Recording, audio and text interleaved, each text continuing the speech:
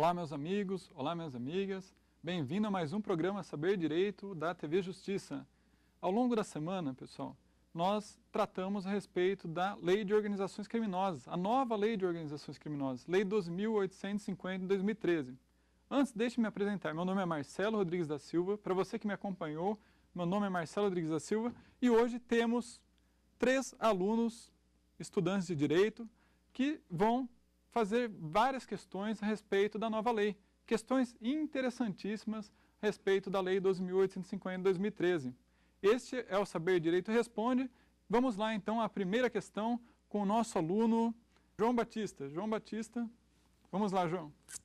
Professor, em 12 de agosto de 2013, foi publicada a Lei 12.850, que define o conceito de organização criminosa, revogando por completo a Lei 9.035. Quais são as novas ferramentas, os novos atributos que os agentes que trabalham no combate ao crime organizado poderão utilizar na aplicação da nova lei, tendo em vista que o crime organizado vem se organizando cada vez mais? Interessantíssima questão do nosso amigo João. A questão dele diz respeito às técnicas especiais de investigação trazidas na Lei 12.850 de 2013. A Lei 12.850 de 2013 trouxe alguns meios de obtenção de provas especiais quando comparados ao Código de Processo Penal. Então, para combater efetivamente a criminalidade organizada, a Lei 12.850 de 2013 trouxe algumas técnicas especiais de investigação. Quais são elas? A primeira é colaboração premiada. Para alguns, também pode se chamar de delação premiada. Temos também a infiltração de agentes policiais. Lembre-se que a Lei 9.034 de 95 falava infiltração de agentes policiais e de agentes de inteligência. Hoje não é mais possível agente de inteligência e a Lei 12.850 se coadunou, está de acordo com o entendimento jurisprudencial do STJ que não era possível que agente de inteligência, por exemplo, da ABIN, fosse agente infiltrado, né? Nós vimos que a Lei 9.034 fazia essa previsão, mas o STJ entendeu que agente da ABIN não seria pertencente aos quadros da Polícia Judiciária. Quem faz parte da Polícia Judiciária é a Polícia Federal e a Polícia Civil. Então, temos colaboração premiada, infiltração de agentes e temos também ação controlada. Esses são os três principais meios de obtenção de provas quando relacionados aos crimes, à criminalidade organizada. A delação premiada, ela pode ser utilizada por criminosos astuciosos? Realmente a delação premiada pode ser utilizada de maneira a conseguir vantagens sem ele ter esse direito. Porque a delação premiada, ela traz prêmios àquele que delata, por exemplo, integrantes da organização criminosa. Na medida que ele delata esses integrantes, ele pode receber um benefício, desde um perdão judicial, desde uma diminuição de pena, até 2/3, né, que diz a lei. E temos também até a hipótese do Ministério Público nem oferecer a denúncia. Então, o delator ele pode vir a se beneficiar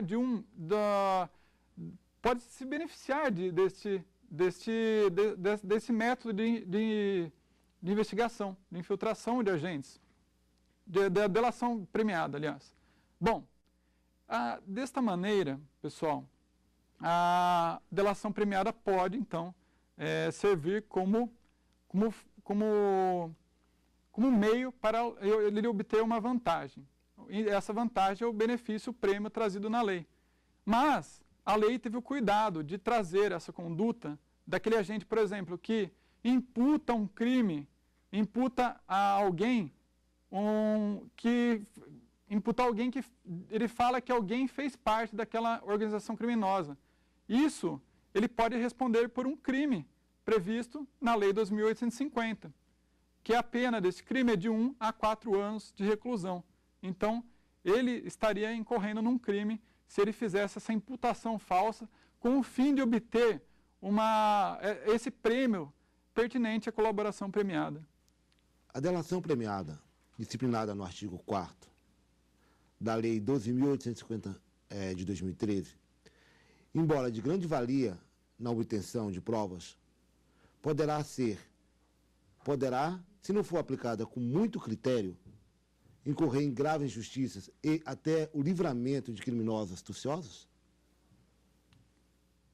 Bom, pessoal, a questão é interessante, né? Realmente, se não for observado os critérios trazidos na Lei 2.850 de 2013, pode realmente servir para criminosos astuciosos, né? As técnicas especiais de investigação.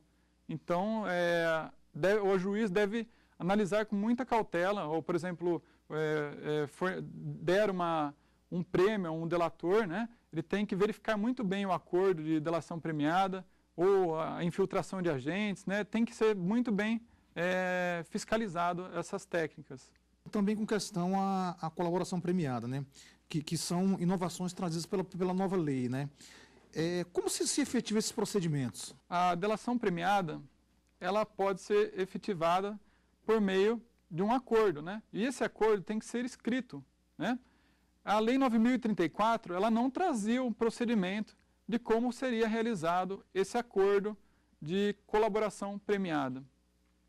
Mas a Lei 2.850, efetivamente, ela trouxe em detalhes como se dará o procedimento relativo à colaboração premiada, que é o nome que se deu a este instituto, essa técnica especial de investigação. Constituição de milícia privada não é considerada organização criminosa?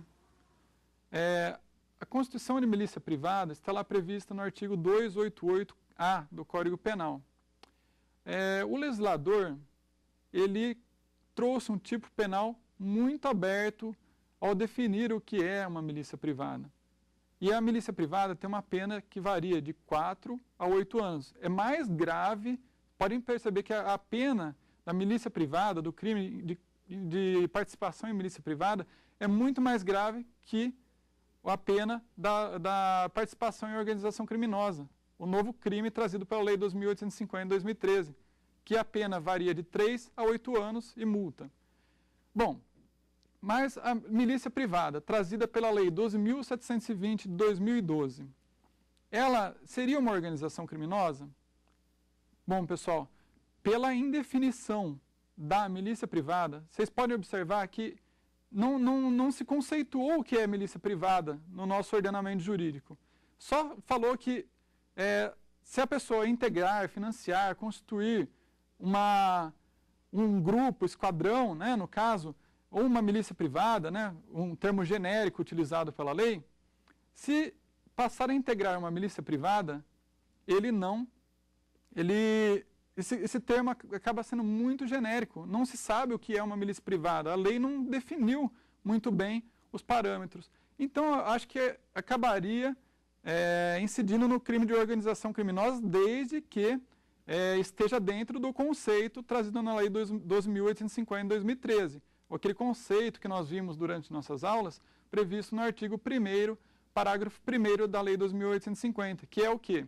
Organização criminosa, associação de 4 ou mais pessoas estruturalmente ordenada e caracterizadas pela divisão de tarefas, ainda que informalmente, com o fim de obter vantagens de qualquer natureza, mediante a prática de infrações penais com penas máximas superiores a 4 anos ou que sejam crimes de caráter transnacional. Se se enquadrar nesse conceito, então não teremos o crime de milícia privada, teremos o crime de organização criminosa, que é até mais favorável ao réu, que tem uma pena mínima de 3 anos. Já a milícia privada, pena mínima de 4 anos. Pois bem, então, aí vocês tiveram esse panorama da diferenciação entre organização criminosa e milícia privada. Milícia privada não exige que ela seja estruturalmente ordenada, caracterizada pela divisão de tarefas. A milícia privada, elas têm geralmente como intenção precípua prestar serviço de segurança, tem pretexto de prestar serviço de segurança a uma determinada sociedade. E esse é o pretexto precípio relativo às milícias privadas. Eles podem até ter intenção de obter vantagem de qualquer natureza. Outra coisa, uma outra falha apontada no artigo 288-A do Código Penal relativo às milícias privadas é que não se definiu o número mínimo de integrantes das milícias privadas. Se vocês verificarem o artigo 288-A, não há um número mínimo. E o que a jurisprudência, a doutrina, aliás, não temos jurisprudência ainda sobre o assunto, mas o que a doutrina vem entendendo? Que deve se aplicar a interpretação lógico-sistemática. Ou seja, se a associação criminosa, lá do artigo 288 do Código Penal, prevê que se exige 3 ou mais pessoas para se constituir que pratiquem crimes, para se constituir no crime de associação criminosa, que era um antigo crime de quadrilha ou bando, associação criminosa agora substituiu o nome antigo de quadrilha ou bando. Houve, então, alteração do nome. Quadrilha ou bando não existe mais hoje. A associação criminosa é o nome correto. Então, a milícia privada, a doutrina entende que se aplica o número mínimo de integrantes da associação criminosa. Então, 3 ou mais pessoas que teriam que fazer parte da milícia privada. Mas entende a maioria dos penalistas que é inconstitucional o tipo penal milícia privada pelo fato de que não há um conceito certo, estrito, né? E violaria, então, o princípio da taxatividade do mandado de certeza.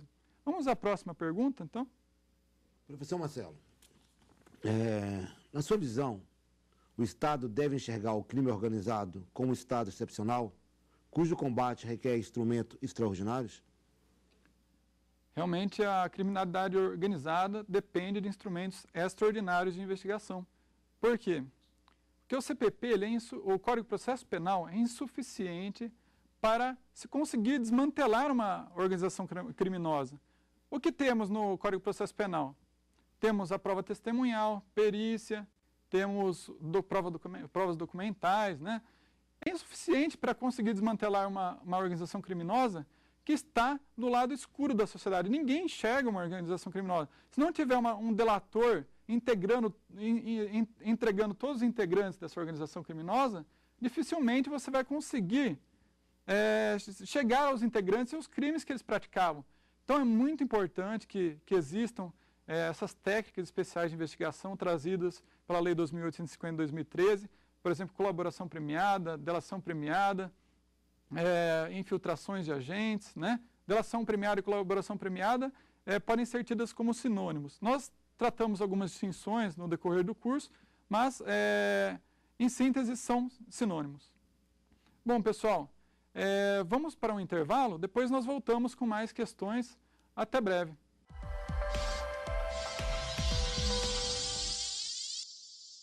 Bom, pessoal, vamos voltar então aqui tratando a respeito de um tema interessantíssimo, a Lei de Organizações Criminosas.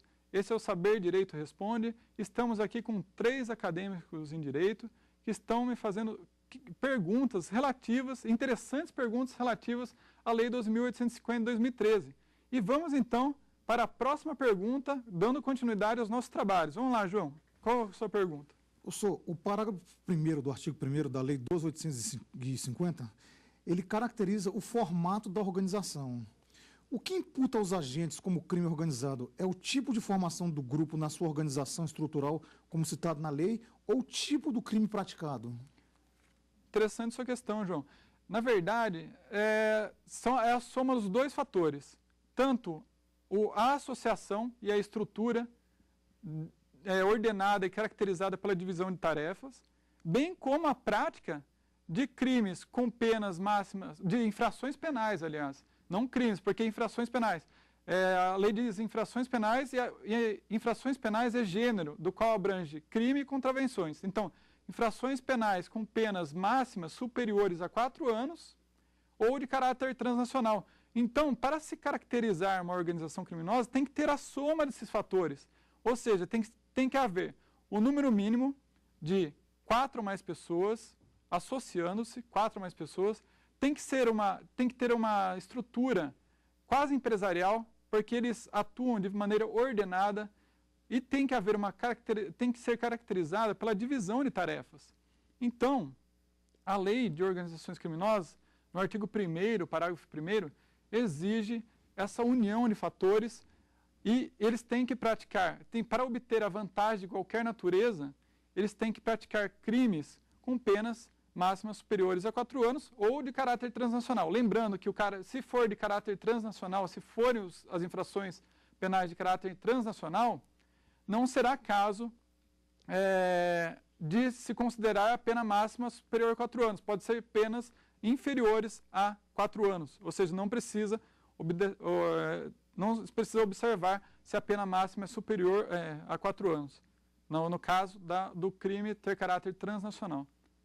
Próxima questão. Professor, em relação a quem executa e quem financia a organização criminosa, a pena é a mesma para ambos? Na verdade, a pena com relação a quem executa e quem financia é a mesma. O artigo 1º, parágrafo, o artigo 2º da Lei 2.850 de 2013 traz que quem participa, constitui é aquele que cria a organização criminosa. Financia, né, que é aquele que integra, constitui ou financia a organização criminosa, incorre numa pena de 3 a 8 anos e multa. Claro que o juiz, no caso concreto, na fase da aplicação da pena, ele deve observar as circunstâncias judiciais do artigo 59 do Código Penal, bem como outras causas, agravantes, atenuantes genéricas, né? Verificando o grau de influência de cada integrante nessa organização criminosa. Mas isso fica para uma fase de aplicação da pena, lá daquele critério trifásico de Nelson Hungria. São 3 fases, né? Circunstâncias judiciais, depois temos agravantes e atenuantes, e depois, ao final, as causas de aumento e diminuição de pena. Então, em síntese, é isso. A lei traz uma pena, a pena do seu preceito secundário de 3 a 8 anos e trata de maneira igual todos, tem quem integre ou quem financia essa organização criminosa. Próxima questão. Professor, quanto ao crime de participação em organização criminosa, tem um caso hipotético. Uma cidade qualquer na fronteira do Brasil, o cidadão A foi flagrado pela polícia no esquema de tráfico internacional de armas de fogo, que eram trazidas do exterior para comercialização no Brasil, sem autorização legal. Apenas uma pessoa foi presa e nada se sabe sobre eventuais cúmplices. O inquérito nada revelou sobre os fornecedores ou compradores. Não há nenhum indício que haja uma organização criminosa por trás de A, que foi o único indivíduo denunciado pelo Ministério Público e a ação penal correspondente está na fase de instrumental criminal. A questão é, o delegado federal ou o procurador da República ou o juiz federal encarregado desse caso podem lançar mão dos instrumentos de investigação regulamentados pela Lei 12.850 de 2013? Nesse exemplo que acabou de citar, o Paulo acabou de citar, você pode verificar que não há uma organização criminosa no caso, porque não se enquadra dentro daquele conceito de organização criminosa. Porque não tem aquele número mínimo exigido na lei, que é o mínimo de 4 ou mais pessoas. Então, se não há este número mínimo, não há que se falar em organização criminosa e não se poderia, então, incidir a Lei 2.850 de 2013 nesse caso.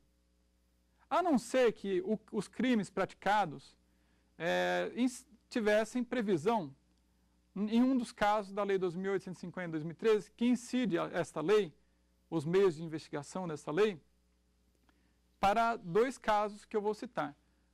Se o crime tiver, se o crime for praticado, tiver previsão em tratado ou convenção internacional e o seu início da execução tiver sido praticado no país, no Brasil, e o resultado devesse ocorrer no estrangeiro, seria caso de aplicação da Lei 2.850 de 2013 dos meios de investigação. Ou se estivermos diante de uma organização terrorista internacional definida em tratado ou convenção internacional. Próxima questão. Professor, quanto à aplicação da pena, existe diferença nessa aplicação para quem exerce o comando em relação aos outros membros da organização? Sim, João, existe diferença, sim. A Lei 2.850 de 2013 trouxe uma agravante a quem exerce o comando ou chefia dessa organização criminosa. Então, vai responder por uma pena, uma agravante. Não é causa de aumento de pena, é agravante. Agravante é considerada na segunda fase de aplicação da pena, ao passo que a causa de aumento de pena na terceira fase. Próxima questão. Professor, o que vem acontecendo no Maranhão, em Pedrinhas, em relação aos presos manifestando por melhorias no sistema carcerário, aqueles atos como queima de ônibus, é considerado uma organização criminosa? Essas facções que estão dominando os presídios brasileiros podem ser consideradas, sim, organizações criminosas. Até o PCC, por exemplo, o Primeiro Comando da Capital, ele é considerado uma organização criminosa. Por quê? Ela é estruturalmente ordenada, caracterizada por uma divisão de tarefas e pretende, com isso, alcançar vantagens de qualquer natureza. Eles praticam praticamente atos de terrorismo contra a sociedade para obter uma vantagem de qualquer natureza. Eles têm, sim, caráter de organização criminosa. Essas facções que dominam nossos presídios brasileiros estão atormentando a nossa sociedade brasileira. Professor Marcelo, existem sanções penais para um agente infiltrado que venha praticar um eventual crime? Bom, existem infrações, se existem previsões na lei de 2.850 que responsabilize esse agente infiltrado que venha praticar crimes. Essa questão é interessantíssima. O juiz ele deve delimitar a atuação do agente infiltrado, até dizer os crimes que ele pode praticar. Como vimos nas nossas aulas, o agente infiltrado ele pode, pela doutrina majoritária, ele pode praticar crimes de perigo abstrato, como o tráfico de drogas, por exemplo. Agora, crimes de perigo concreto, a doutrina entende que o agente infiltrado não pode, crimes de dano, aliás, o agente infiltrado não pode praticar. Por exemplo, homicídio, lesão corporal, a doutrina entende que não pode praticar. Mas, se os integrantes dessa organização criminosa exigirem uma conduta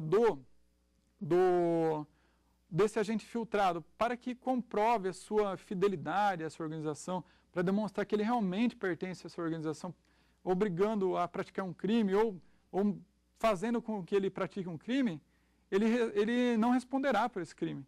Por quê? Porque a Lei 2.850 previu aquela causa que era uma causa superveniente da culpabilidade, da extinção da culpabilidade, da inexigibilidade de conduta diversa, que extingue a culpabilidade desse agente infiltrado. Próxima questão.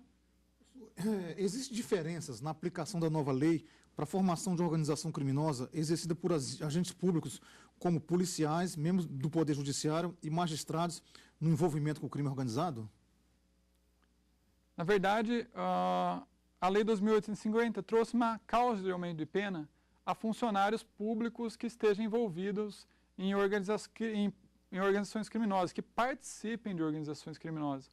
Então, é uma causa de aumento de pena que varia de 1/6 a 2/3. Só que devemos lembrar que o funcionário público ele deve se valer da sua função para beneficiar a organização criminosa. Se ele não se valeu dessa função, não há que se incidir essa causa de aumento de pena de 1/6 a 2/3 previsto na Lei de Organizações Criminosas, Lei 2.850 de 2013. Próxima questão. Quais as diferenças entre quadrilha, associação e organização criminosa? Bom, pessoal, a quadrilha ela não existe mais, quadrilha ou bando. A quadrilha ou bando, ela teve a alteração do seu nome para associação criminosa com o advento da Lei 2.850 de 2013. Então, tornou inócuo fazer a diferenciação entre quadrilha ou bando e associação criminosa. Mas podemos traçar a diferença entre associação criminosa e organização criminosa. A associação criminosa, prevista no artigo 288 do Código Penal, ela é uma associação de 3 ou mais pessoas com a finalidade de praticar crimes, ao passo que as organizações criminosas, elas são uma associação de 4 ou mais pessoas com a finalidade de praticar estruturalmente ordenada e caracterizada pela divisão de tarefas, com a intenção de obter vantagens de qualquer natureza que tenham, né, que pratiquem crimes com penas superiores, penas máximas superiores a 4 anos ou de caráter transnacional. Essa é a diferenciação que podemos fazer entre organização criminosa e associação criminosa. Bom, pessoal, encerramos aqui o Saber Direito Responde. Espero que você tenha gostado do nosso curso e das perguntas de hoje, das respostas que foram dadas às perguntas de hoje. E foi com grande satisfação que eu vim esta semana para tratar de um tema de muita relevância, a organização criminosa, um tema que desperta no aluno um grande interesse, né? É um tema muito novo, que ainda não temos jurisprudência sobre o assunto, e espero que você estude bastante a Lei 2.850 de 2013, complemente com as jurisprudências que vierem a surgir, e desejo a todos um ótimo dia e muito obrigado por me acompanhar aqui durante essa semana. Um grande abraço a você. Tem dúvidas sobre o assunto? Mande um e-mail para nós, saberdireito@stf.jus.br. E você também pode estudar pela internet. É só acessar o site da TV Justiça, www.tvjustiça.jus.br.